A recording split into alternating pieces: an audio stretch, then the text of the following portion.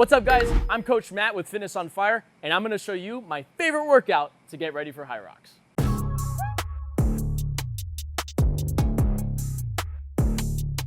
So the workout consists of 5 different exercises, each with a 5-minute block.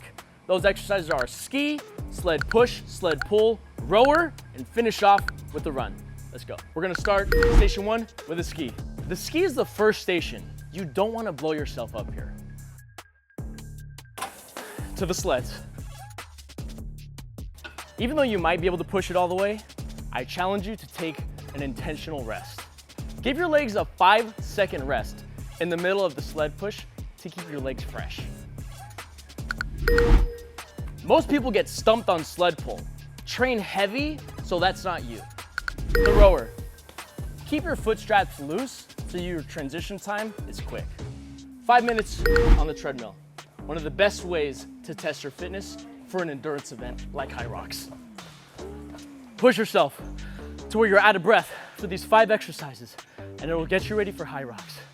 Please like and subscribe, or come see us here in Irvine, California at Fitness on Fire.